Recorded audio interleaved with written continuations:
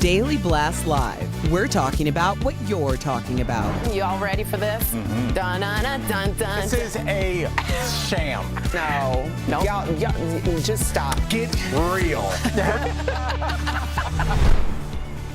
Welcome to DBL. I'm Lindsay in for Tori. What's going on, guys? I missed you. No. Thanks. Pretty in pink. Thank you. Thank you. Look at you guys looking good. I miss seeing your faces. We're beautiful men. You guys are beautiful men. We're turning to a little bit of sad story because everyone knows what happened over the July 4th holiday weekend. We're learning some new details about the Highland Park mass shooting suspect. But first, there was a vigil last night for the 7 people killed during the 4th of July parade. Now, the 21-year-old suspect has been charged with 7 counts of first-degree murder. Police also revealed they did interview him twice in 2019 after he threatened to kill himself and, quote, everyone else in his family. They also removed 16 knives, a dagger, and a sword from his home, but said there was no probable cause for arrest at the time.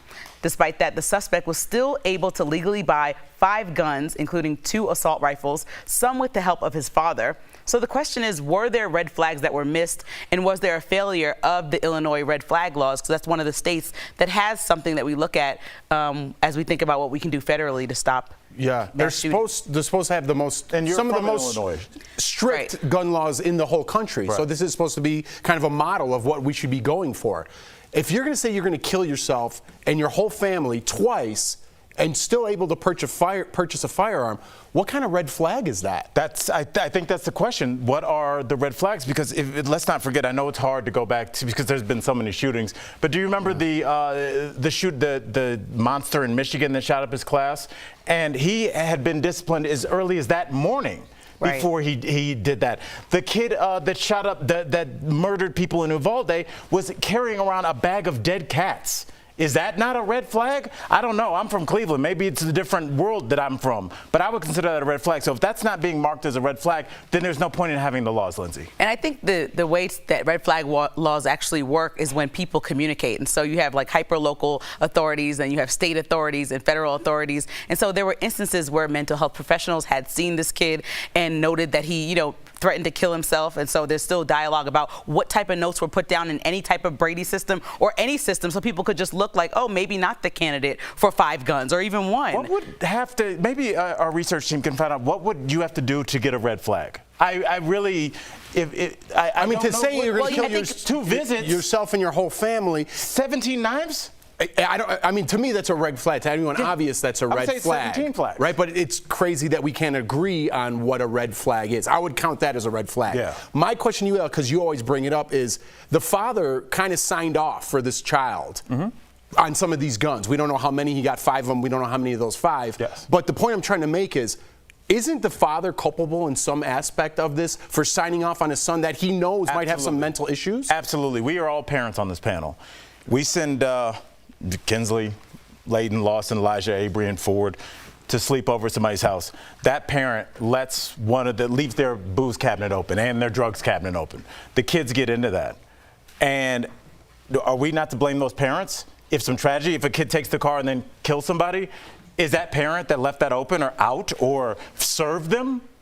Is that not, what are we talking about here? And the parents also have an attorney, which I found interesting, who's been doing a lot of media. He said just to protect them because there's a lot of reporters coming after them to ask them questions. But I think it's interesting that the attorney was saying on the interview earlier today that they don't follow each other on social media, so the parents wouldn't know. But mind you, on the back of the home that the suspect and the parents lived in, the son painted an image of a smiley face man carrying what looks like an AR-15 on the back of their house. So like, you don't need to follow your kid on social media, plus have called the police on him twice to know something is wrong. And to help him get a FOID card, which is a firearm owner's identification card, 2 months after the people came to your house looking for all these knives because he's threatening to kill himself and his family, that's up to you as the parents to say, I'm not going to go forward with this. I don't want you to have a gun. It's not a hindsight thing. It's in the moment beforehand saying you don't need a gun. You're an ill-behaved child right now, and you need either mental evaluation or actual help. You need something to happen to stop this from moving forward. Don't we prosecute bartenders for letting people leave when they're inebriated from an establishment? You're exactly right. I think once you start going after the people that are facilitating this, that'll slow this down, because once people feel like they have skin in this game, we'll stop seeing the ease in which these people are getting guns. There's no reason for this. Right. I want to talk about one of the parade shooting survivors. It's a 2-year-old boy named Aiden. He was found under his father, who was shot, and was pulled to safety by some Good Samaritans. Both of his parents, Kevin and Irina McCarthy, were killed. Aiden is now being cared for by his grandparents, and his grandfather told a Chicago newspaper that Kevin died shielding his son from the shooting. There's a GoFundMe set up for Aiden. It's raised more than $2 million so far. So if you're interested in donating, go to the website on the screen right now or search for GoFundMe for Irina and Kevin McCarthy. Let me put that into, I mean, that was a great news clip, but let me put that into perspective. This family died covering their 2-year-old son, and now this 2-year-old son doesn't have any more parents. Oh man, when we talk about gun laws, when we talk about protect my rights, and we're not talking about taking away anyone's guns. We're talking about protecting this family. We're talking about doing what's right. When someone comes to your house and saying, my son's crazy twice and he's gonna kill me and my whole family, that's a red flag. Why are we fighting about that? Look at this family. How many examples do we need of families that no longer will exist? This 2-year-old, the rest of that kid's life, until he's an adult, well, it's going to have this tragic memory. All those people in Uvalde, I can't even, we're going to be here for 3 weeks. In Uvalde, there's over 300 mass murders. Like, we can't agree on like simple things. We're at each other's throats. When you put that into perspective of what that is to my family, to your family, to your family, we can't kind of start bending a little bit instead of steadfast in our rules and what the Constitution said 300 years ago? I don't know how many people are as steadfast. I just don't believe this, Lindsay. I don't believe, because unless I just have a very insulated universe in which there are people that I don't know that are happy that this kid had a gun, that are happy the kid in Uvalde had a gun, that are happy that the kid in Michigan and Parkland had a gun. I think 99% of people would say at least this person, because now, think about what we have now. We now have proof that good guys with guns don't work. We saw that with Uvalde. They had high-power weapons. They were aiming them at the parents. Basically, they weren't, but that's I get the frustration. Yes. And so that's gone. Cops with guns, that's gone. Now we have a system in which we look at the red flags. They were called in twice. That means that worked. This kid had been evaluated, had weapons removed. That means that people were talking to each other. We had all the systems in place, but it's at the end, the result is the same, Lindsay. So how do we not get there? Because we're now on our second mass shooting where we have 4 kids in Uvalde. Remember, the mom was murdered. The dad had died from a heart attack. And now we have 2 more dead parents. So now we have 6 orphans. We're not even talking about everybody else. That we know of. That we know of, yeah. Jeff. Just the ones that made the news. And I am really hopeful that the bipartisan communication that we've been having thus far will actually also enforce some type of communication, because I think that, between states and between local governments and federal government, because I think without that, the red flags mean nothing, or without any accountability for what you're writing down or what you're keeping track of, even if it's mental health, because a lot of money within that bill has gone towards mental health. So this would be a candidate, this shooter, of somebody who had extensive mental health issues. So we would look at that and say, okay, well, this is going to be written down and documented. This person should not have a gun. And so I hope that we actually make headway in that area, since we're putting so much money towards those things. But I do think about, the crazy thing is, as a parent, I've had a conversation with Colin before. Like, if somebody was ever shooting, your partner. Colin's my partner. Yeah. If someone was ever shooting, like, he's like, oh, I would go over you and Kinsley, like, and so this dad and this family doing that is like, it's just what was a reality, which is unfortunate. It makes me sad, because you talk about that in passing and think that it'll never happen, but it actually happened. And you just want, when you have a kid, and anybody who has a kid would probably agree, that all you want to do is just make sure your kid's safe, no matter what. You put your life on the line. So hearing these stories and hearing other stories like Nicholas Toledo, he said Nicholas's granddaughter said her dad tried to shield her grandfather and he was shot in the arm. He was in a wheelchair. These are people that were just enjoying an innocent parade. And if you know anything that I was listening to locals about this Chicago parade, it's like a local high school band. It's mostly for like 8-year-olds and younger. Like, the monster you have to be to go to that type of event and just start shooting aimlessly. It's just atrocious and disgusting. It was at 10 o'clock in the morning. And so it's just one of those things where we have to make some real headway and make some change to save lives. He planned it out. He has a video on YouTube about him being a school shooter. So who filmed that? Who is allowing for this?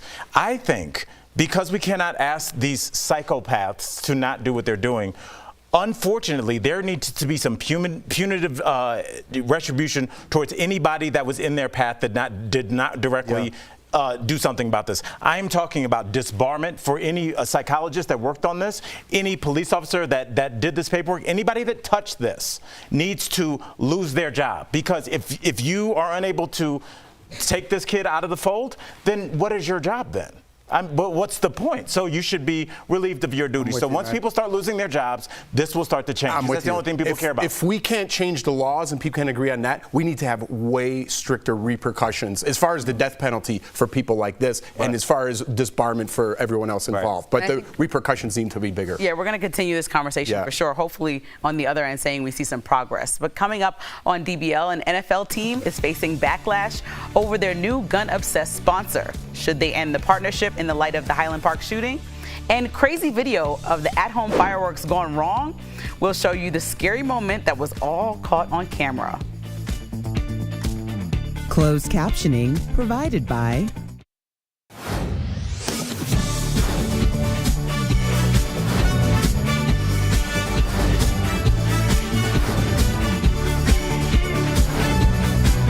DBL is all new every day.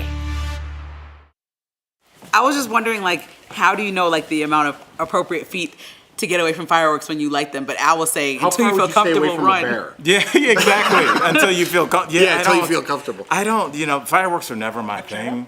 I don't know I don't know. Especially the ones like, when you get the age where like your parents start to let you go with your friends, and then there was just one friend that was way too focused on them. Oh yeah. And it was like, let's shoot it, and it's like, let's not. I was in them a little bit, but now it's like I have kids and stuff, and like there's the ones now you could buy at the store that kind of just go. Yeah, those are the ones I like. Those are the ones. We actually blew those off this year, yeah. And it was raining a little bit, so it's like nothing's going to start on fire. Right. There's a little light for the kids. We're all done here. Yeah. Nothing's blowing up. No one's getting hurt. You know. I do love fireworks, though. I do too. I genuinely enjoy seeing fireworks on the 4th or like. Do you like to light? You like no fireworks? I like to see them and like, oh my god, I'm surprised. I wonder who's doing this. Yeah, not me. Like I'm scared of like, I'm clumsy. Like I don't want. And I saw the story about the NFL player, didn't he? Yeah, that was like. Oh yeah, Paul. And I was like, well, he's pretty skilled with like hand movements and running, and he couldn't get away. So I'm just gonna go ahead and. Everybody is usually drunk handling them as well, which is also a problem. And they're like sticks of dynamite. They're like fireworks that are called half sticks, and they're half sticks of dynamite. So if that wick goes too fast, your hand's gone. You know what I mean? What is the? I don't get I think the balance when you're that. young, I saw the excitement in it. Right. Now that I'm older, it's like why would I do that? Yeah, that's stupid to me. But I was the same kid. Yeah, you know what I mean? I like that. I think it just falls all under that basket of like, how did I survive my childhood? Because everybody was just so insane that you were around, and now we're all dads and stuff. But I had friends who were like, I'm gonna hold both of them in my hand. You grab. I know. What is this?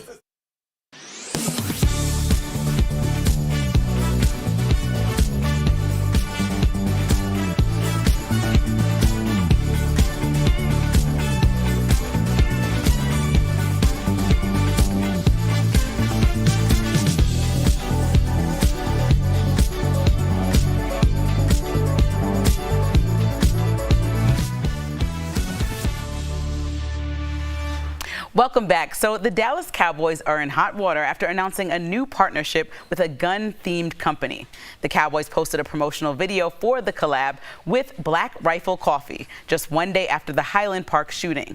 There's a lot of backlash over the company's product names, including the AK-47 Espresso Blend, the Coffee or Die Blend, and the Murdered Out Coffee Roast. It's a veteran-owned company, and they tell the Associated Press that the announcement was long planned to coincide with Independence Day. The Cowboys have declined to comment as of now, so DBL Nation, we want to know what you think. What do you think of this partnership? Is it a good idea or a bad idea? Go to dblvote.com to weigh in, or go on our app and weigh in. So aren't the Cowboys like America's team? I mean, I don't know football, so I'm not even going to. It just is like. Or basketball. Okay, I don't know anything about sports. She's friends with Danny Green, the basketball player. And I go, yeah, he's a good player. And she goes, yeah, I heard. He's just my friend from high high school. He's on the Lakers. Yeah, he's pretty good. So yeah, they are America's team. They're like America's known as team. America's So it's just team. like at the time, just even if you want to do that, because I appreciate this is a veteran-owned company, and not only that, they help veterans into entrepreneurship after they leave the military, and so that's very important and substantial. And if anybody knows AK-47s or guns, it would be veterans and military veterans. So those are the people that are supposed to handle them the most. But Right. all I'm saying is that America's team maybe could have thought about pushing this announcement back to maybe next July 4th or later in the year. It doesn't make sense for timing, playing on the emotional and the fact that Dallas is in Texas, where the Uvalde shooting happened. It doesn't seem like the proper And the time. Walmart shooting. There's been the church shooting. There's been a number of shootings, sadly, in Texas, and I thought this was really tone deaf. But at the same time, Texas is the Lone Star State. It marches to the beat of its own drum. And this is a company that's marketing itself like we are filling a gap in the market. They're like, look, they're proudly pro-Second Amendment. They're pro-military, pro-police. And that represents a large faction of this country. And those people drink coffee, too. So I think finding a coffee that they would like to purchase, I feel like it's just basic economics. It's almost, it's insensitive, but it's in economics. Yeah, and I think they could have toned down the names a little bit, but there also is Death Water, right? So they don't get backlash for that. That's a good point. Black Rifle, I think, is liquid Death Water. That's right, liquid Death Water. But Black Rifle, I think, represents a soldier's weapon, right? That's who they are in the battlefield. I did some research into this guy, Dan. He's been working on this company a long time. It's all veteran employees. He even brought over people from Afghanistan that were our allies over there that kind of got pushed out from the Taliban. He brought their whole families and everyone that helped us in the war over there, because he spent more than 7 years in deployment, this guy who started this company. Brought all those Afghanis over here, hired all of them. It's all veteran run. He gives to all veteran nonprofits. It's a great company, but I think what people are kind of held up on is Kyle Rittenhouse wore that Black Rifle coffee in an interview with Ricky Schroeder, I believe. So everyone's thinking this is all a right-wing company and they're pushing towards that demographic. He's already denounced that. His last name is Jewish. He says, I don't want anybody like that, any supremacists of anybody like that buying this coffee. And I think what he's trying to do is a good thing, and I think the wrong people are starting to wear the T-shirts and take a wrong message. Well, that was one of the issues, and that's why it's so interesting they're partnering with the Cowboys now. One of the issues that they had is that a lot of their memorabilia, a lot of their T-shirts were being worn by people like January 6th, and then they kind of disassociated themselves with that and disavowed. But then their base was like, I thought we were cool. Right. So then they got backlash from their base, and then people, I've read up a bunch, and then people were calling them liberals and all this kind of stuff. So it's this weird balance that they have to strike not only with the entire country, but also within their own kind of universe. Yeah, well, let's see what the audience think. Do they think this partnership's a good idea? 21% say good idea, 79% say bad idea. I hope that 79% that said bad idea kind of got a better understanding of what the company was. You could still disagree with me, but who this man is and what he does for veterans is a whole different conversation. And the NFL has a strong partnership with veterans, so in the military. So I think it's important to understand that relationship. Coming up on DBL, the crazy story of a yogi, the lengths this woman went to while hiding from police.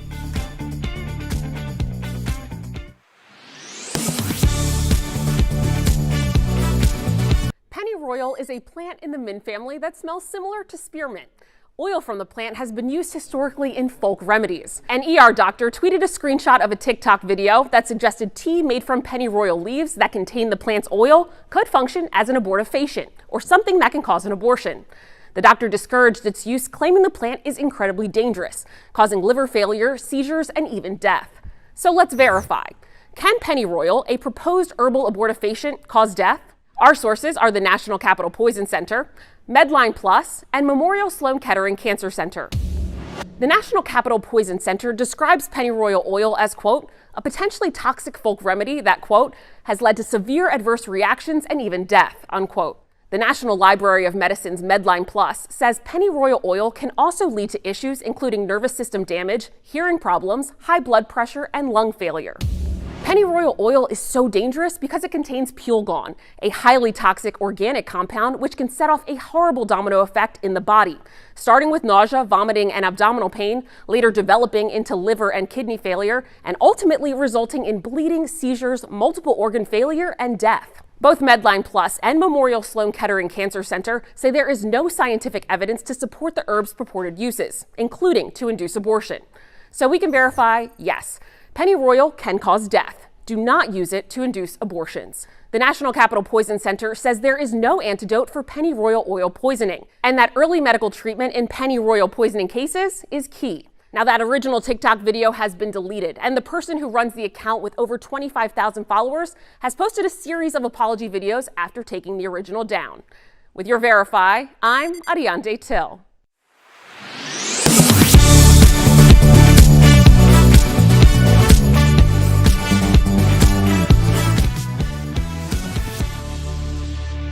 Welcome back to DBL. Wait until you hear this story. A fugitive yoga teacher from Texas who's accused of shooting and killing the woman she feared was seeing her boyfriend has finally been found in Costa Rica. She's now back in the U.S. after being on the run for 6 weeks.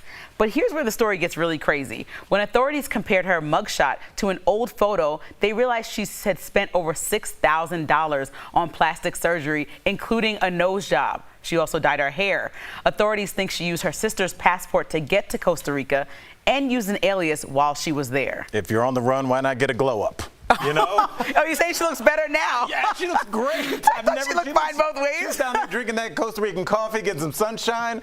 I cannot, Jeff, we were talking about the, just the idea of running from your, running across season, like how people get away and some people don't. Lindsay, you're obsessed with this story. Like, what are your thoughts on this? Well, I just am trying to understand, so my sister went to Costa Rica for a retreat, a yoga retreat. It's just so out of what she usually does. But it's like, how is the person telling you namaste for 7 days just killed somebody on the heels of murdering somebody? It's like the most insane psychopath thing. Yeah, absolutely. And I don't know, because I'm a yoga guy, right? I like to do yoga and it's supposed to calm you down. I don't know how you get to this point. And there is a woman dead in here. Like, we're kind of laughing because the story's so ironic, but there is someone dead tragically over. I don't understand what goes through it's just the passion of someone's mind, right? To want to murder someone that much and then flee the country. And she got caught at a yoga hostel. Her hostel was like a yoga on the hostel. beach too. Yeah.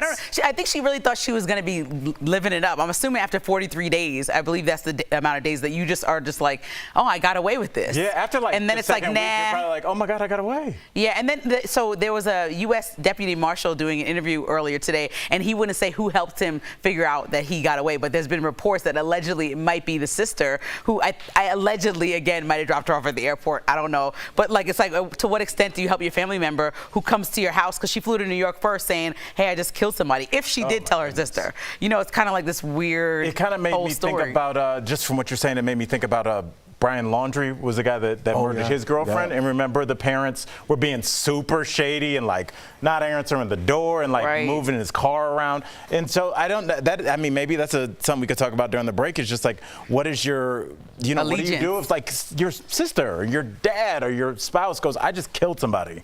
I mean, I think most people say they would go to the cops, but I don't know.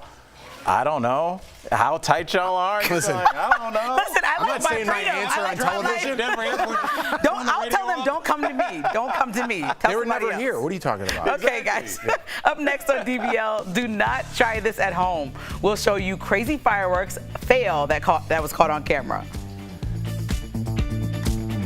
Promotional consideration is brought to you by.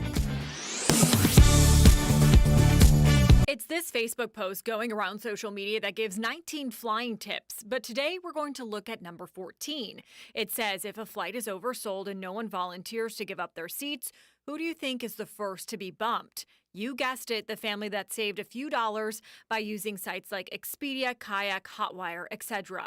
So is this true? Let's verify. Our source is Willis Orlando, senior flight expert from Scott's Cheap Flights, Crystal Agondo, Points Diva founder, American Airlines, and the U.S. Department of Transportation. When we went to Orlando and Ogondo for this question, both had the same answer. That is not true. There is not actually any truth to this statement that folks who book through an online travel agency like Expedia, Priceline, or the like are more likely to be involuntarily bumped.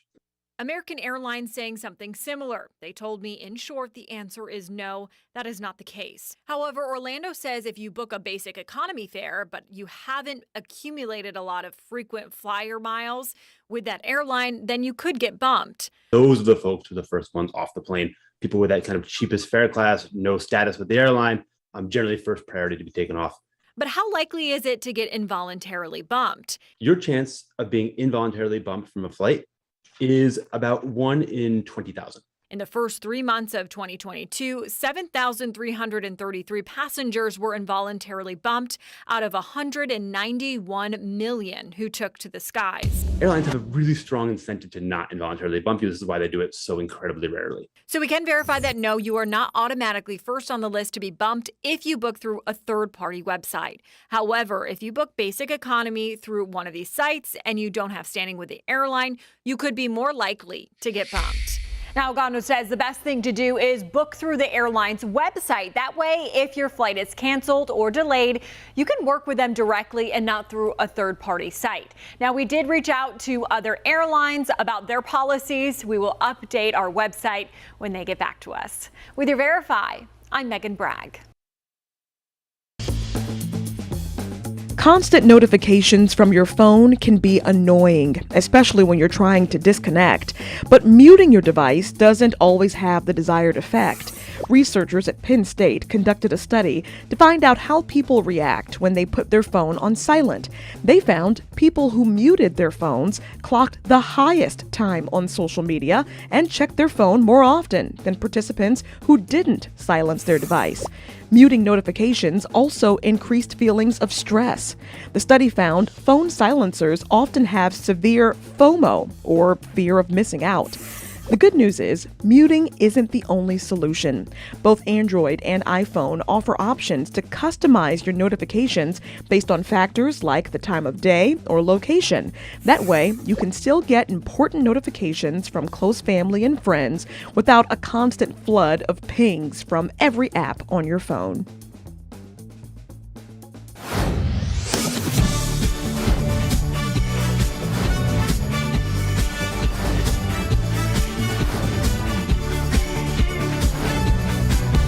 DBL is all new every day.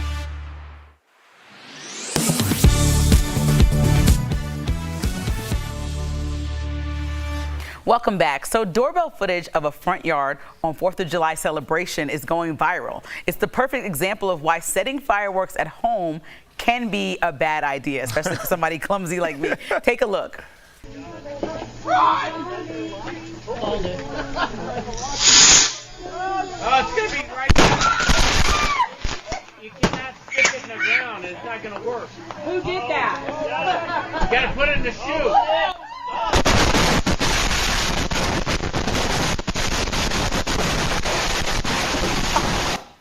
Look, natural selection. I can't even. Oh my God! I didn't see the end of it. I thought it was just a little. Yeah, I thought it was just okay. Well, it appears that no one was seriously injured, thank God, during these explosions. But like, what the heck? I don't even know. Take it away. There was a kid. Look at that little kid with no shirt on. They're like, what are you doing? They're sitting on the lawn like it's a barbecue. What do you think's gonna happen? Listen, lesson learned. You know what I mean? For everybody there. There's a baby there. Yeah, it's like, what are you doing? If I was visiting, I would have been pretty annoyed that amateur hour was lighting the fireworks. Like, I assume if I come over there with family, you know how to do this. Nobody's like, hey, maybe we should back up. It's like, what do you want me to do? There were fireworks underneath the back of that car, it appeared. All right, guys. The gas tank back there. DBL's new every day. We'll see you same time, same place tomorrow. America. Keep the conversation going online.